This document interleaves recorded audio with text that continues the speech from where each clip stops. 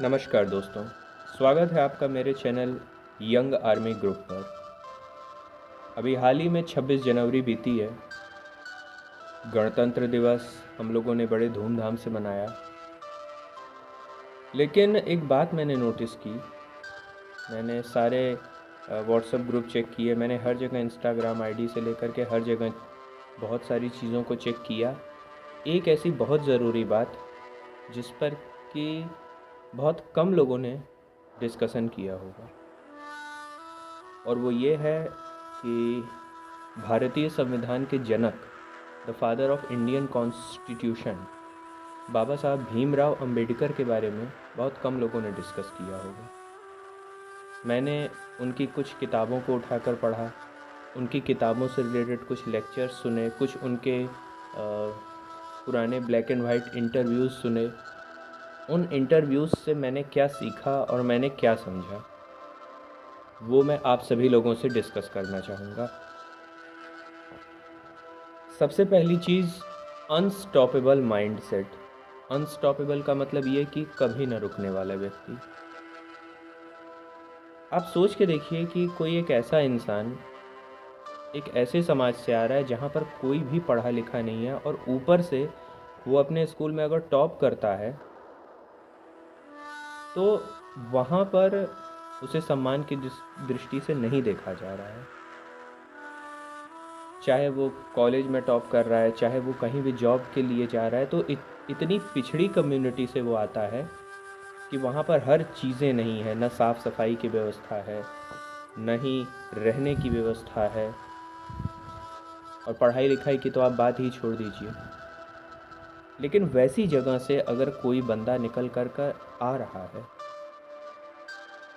तो कितनी दिक्कतों, कितने ताने, कितनी सारी रुकावटों से वो व्यक्ति गुजरा होगा। अनस्टॉपेबल माइंडसेट का मतलब सबसे बड़ी बात यह है कि जब उन्होंने पीएचडी पूरी की, या तो और भी बहुत सारी डिग्रियां हैं, कम से कम उन्हें ऑल ऑफ डॉक्टरेट भी कहा जाता है। 64 सब्जेक्ट से वो पीएचडी थे। वो आराम से विदेश में रह कर के लेखक, बहुत बड़े रीडर, बहुत बड़े प्रोफेसर की जॉब वो आराम से कर सकते थे, बट उन्होंने कभी भी आसान रास्ता नहीं चुना।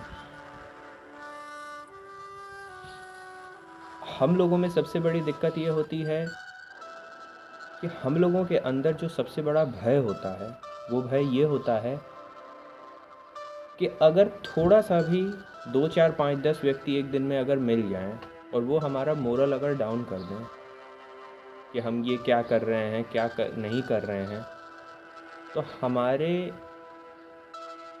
जो पॉजिटिव पॉइंट्स हैं हमारे मन में, मतलब अगर हिंदी में कहूँ तो जो आत्मविश्वास है, जो सेल्फ कॉन्फिडेंस है, वो पूरी तरह से गिर जाता है।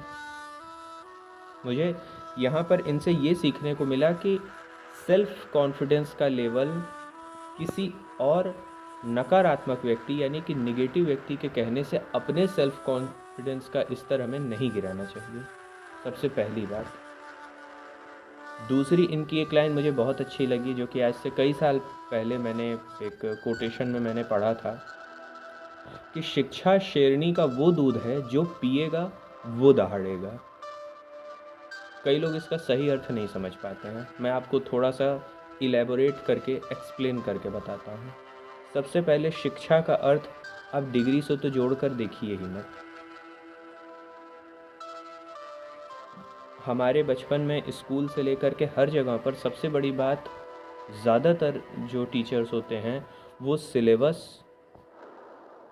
कितनी चीज़ें एग्ज़ाम में आएंगी, इससे कनेक्ट करके उस चीज़ को दिखाते हैं। मैं आपको इसके कुछ अच्छे एग्जाम्पल्स दे सकता हूँ, जैसे कि एक फ़िल्म के उदाहरण से अगर मैं दूं, 90s की एक सुनील शेट्टी जी की एक बहुत अच्छी फ़िल्म है। फ़िल्म का नाम है टक्कर। मुझे लगता है शायद वो ज़रूर किसी हॉलीवुड मूवी से उसमें से कुछ चीज़ें ली गई हैं।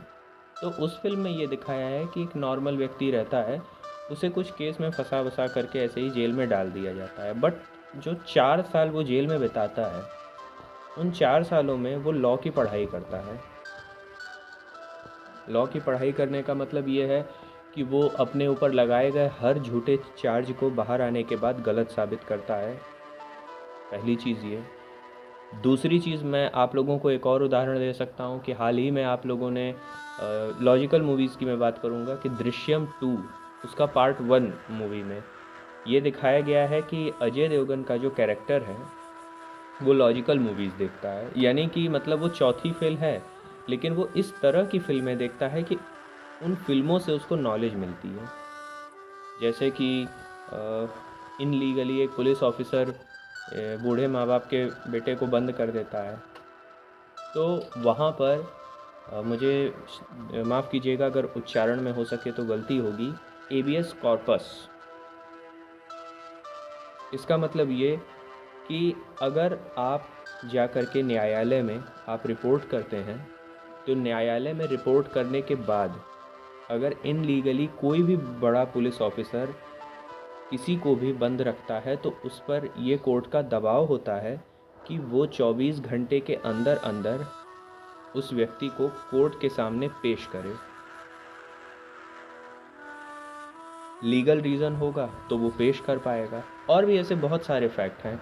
मतलब अगर इस तरीके से अगर आप भीमराव अंबेडकर जी की कुछ किताबों को आप उठा करके पढ़ेंगे तो कुछ ऐसे मूल मानवाधिकार हैं जो कि हमें पता होने चाहिए। पता होने का मतलब ये है, मैं एग्रीकल्चर खेती की भाषा में उस चीज़ को समझा दूं अगर, कि आपको ये पता है कि आपकी मिट्टी का टाइप क्या है, आपकी फसल कौन सी है,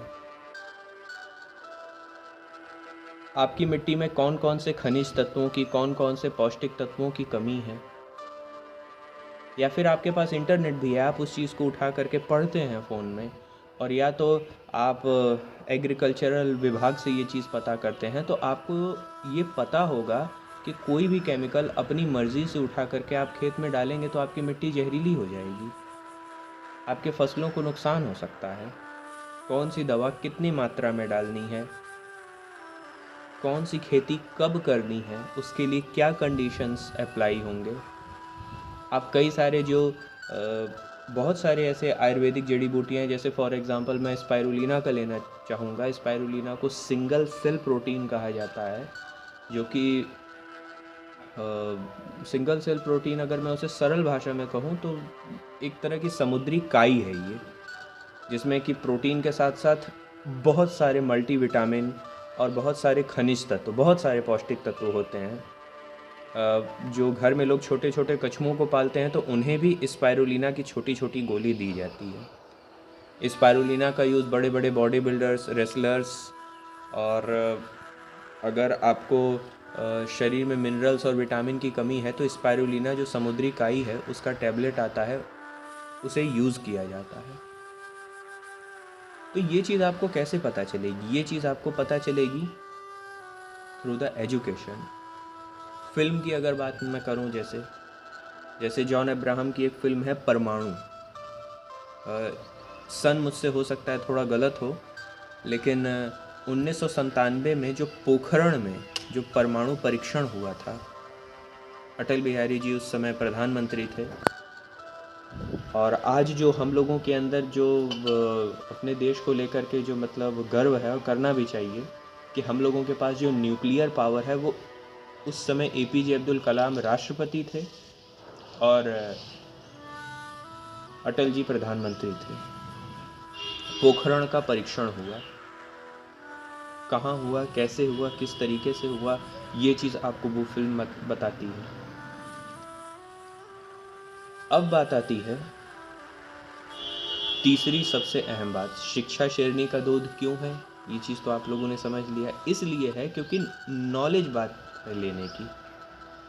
पॉकेट एफएम, मैं किसी का ऐड नहीं कर रहा, पॉकेट एफएम या तो कुकू एफएम, ऐसी बहुत सारी सीरीज़ ऐप हैं, या फिर रेडियो के कुछ मतलब ग्रुप हैं, मतलब आप जिसे कह सकते हैं, आप प्ले स्टोर से सब्सक्राइब गलत वर्ड में बोल रहा हूँ, आप उसे इंस्टॉल कर सकते हैं, और उसका सालाना सब्सक्रिप्शन यही 400-500 रुपये होता है, और उसमें आप कई सारी ऐसी बहुत सी जो बढ़िया किताबें हैं जो कि मानवाधिकार से संबंधित हैं, कानून से संबंधित हैं, एग्रीकल्चरल चीज़ों से संबंधित हैं, ऐतिहासिक मुद्दों पर है, आवश्यक ज़रूरी फिल्मों पर है ना।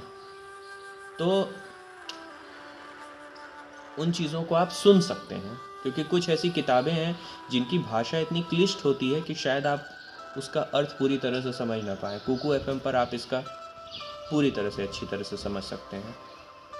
तो नॉलेज लेना और वो नॉलेज रियल लाइफ में अप्लाई करना, ये सबसे बड़ा फैक्टर है। आपको ये पता है कि विटामिन ई की कमी से अगर बाल झड़ सकते हैं, विटामिन के की कमी से अगर आपको घाव लगे तो खून जमेगा ही नहीं, बहता रहेगा, तो आप इस चीज़ का ध्यान देंगे। शिक्षा का एक्चुअल मतलब ये है, सिर्फ रट करके कॉम्पिटिटिव एग्ज़ाम्स निकालना नहीं है। तीसरी सबसे इम्पॉर्टेंट बात, जो मैंने भीमराव अंबेडकर जी की किताबें और कुछ उनके किताबों से रिलेटेड जो वीडियोस थे, उनके कुछ इंटरव्यूज़ थे, उसे देखने के बाद जो पर्सनली मैंने समझी, और वो ये समझी मैंने कि जैसे कि मैंने अपनी पढ़ाई की, बाकी सब कुछ किया, but as a real fact में जो मैं काम करना चाहता हूँ वो काम है एक्टिंग। लेकिन अब अगर उनके नज़रिए से देखा जाए, बाबा साहब भीमराव अंबेडकर पर बनी कुछ फिल्में भी हैं, उन फिल्मों को भी मैंने उठा करके देखा, आप भी उन फिल्मों को देख सकते हैं। मुझे सबसे बड़ी बात ये समझ में आई कि अगर वैसा व्यक्ति कुछ फिल्मों को भी अगर उठा करके समझता तो उसमें भी उसे नॉलेज की ज़रूरत होती, वो नॉलेज की ज़रूरत महसूस करते। जैसे कि अर्थशास्त्र के जनक चाणक्य हैं और ज्योतिष का जनक शायद वराहमिहिर को कहा जाता है। ठीक उसी तरह से जो हमारे भारत का नाटक शास्त्र है उसका जनक भरत मुनि को कहा जाता है। नवाजुद्दीन सिद्दीकी का भी अगर आप एक इंटरव्यू देखेंगे तो उसमें आपको ये चीज़ पता होगी, and everyone know actor Nawazuddin Siddiqui साहब। तो आपको उसमें पता चलेगा कि वो कहते हैं कि पहले अपनी क्राफ्ट पर काम करो, मतलब कि आप जो काम करने जा रहे हैं उसमें बस सीधा दौड़ मत जाइए, उसकी बारीकियत को समझिए, और उसकी बारीकियत को आप तब समझ पाएंगे जब आप पढ़ेंगे। मैंने सबसे पहले ही कहा कि पढ़ाई का मतलब डिग्री से बिल्कुल भी नहीं है। कुकू एफएम मैंने बताया, पॉकेट एफएम में कई सारी अच्छी कहानियाँ होती हैं। कुकू एफएम बहुत अच्छी चीज़ है, आप लोग उसका सब्सक्रिप्शन ज़रूर लीजिएगा, आपको बहुत सारे ज़रूरी चीज़ें पता चलेंगी, चाहे वो एग्रीकल्चर हो, चाहे वो पॉलिटिकल साइंस, कानून हो, चाहे वो धर्म से संबंधित बहुत सारी गहरी चीज़ें हों। और पर्सनली एक बात और, अगर आप सरल भाषा में जानना चाहें तो आप डॉक्टर विकास दिव्यकीर्ति सर, जो कि यूपीएससी की प्रिपरेशन करवाते हैं, उनके बहुत सारे वीडियोस आपको यूट्यूब पर अवेलेबल मिल जाएंगे। इसके बाद अवध ओझा सर, खान सर, आप सभी उन्हें जानते भी होंगे, उनके बहुत सारे वीडियोस आपको मिल जाएंगे, जिसमें कुछ तो मैंने उनकी वीडियोस से इन चीज़ों को समझा कि आज जो है अगर लड़कियां स्कूल जा पा रही हैं और अगर कुछ अलग कर पा रही हैं, तो इसमें भी कहीं ना कहीं भीमराव अंबेडकर जी का योगदान है। वो उस ज़माने में, मतलब आप ये समझ के देखिए कि सरकारी नौकरी तक में मतलब उन लोगों को चांस नहीं दिया जाता था, बट उन्होंने अपनी क्वालिफ़िकेशन को बढ़ाया। ऐसा नहीं है कि ये बात उन्होंने खुद एक्सेप्ट की है कि ऐसा नहीं है कि वो बहुत तेज़ तर्रार स्टूडेंट थे, नेचुरली बाय बॉर्न ब्रिलियंट थे, लेकिन जानने की भूख होनी चाहिए। जैसे कि अगर मैं अपनी शिक्षा पद्धति की कमियों के बारे में बात करना चाहूँ तो सबसे पहली चीज़ ये है कि बीएड का जो कोर्स करवाया जाता है एज ए टीचर, उसमें ये बताया जाता है कि जो डिसेबल बच्चे होते हैं या फिर इस तरीके के जो बच्चे होते हैं, जिनमें चीज़ों को पकड़ने की समझ थोड़ी सी कम होती है, उन्हें हैंडल कैसे किया जाता है। लेकिन वही वाली बात है कि टीचर बनने के बाद हम उन चीज़ों को भूल जाते हैं। क्यों? इसीलिए भूल जाते हैं क्योंकि हम उसका इम्पोर्टेंस नहीं समझते हैं। अब जैसे अगर मैं एक एग्ज़ाम्पल है, एक बात करूं, आप दक्षिण एशिया दिखाना चाह रहे हैं, भारत दक्षिणी एशिया में आता है। अब अगर आप बच्चे के सामने सिर्फ ये कहे जा रहे हैं कि दक्षिण एशिया, लेकिन अगर आपको ये खुद नहीं पता है या फिर आप खुद उसको मैप में नहीं दिखा रहे हैं कि दक्षिणी एशिया कहाँ है, वर्ल्ड मैप कहाँ है, तो वो बंदा कैसे समझेगा। तो दोस्तों, अगर आपको मेरा ये वीडियो अच्छा लगा, थोड़ा लंबा ज़रूर हो गया है, तो ऐसे टॉपिक से रिलेटेड मैं और वीडियोस बनाता रहूँगा। तब तक के लिए मुझे इजाज़त दीजिए। जय भारत, वंदे मातरम।